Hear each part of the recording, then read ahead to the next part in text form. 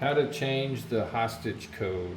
Go to security, menu, toolbox, type in your master code or your installer code if you have it.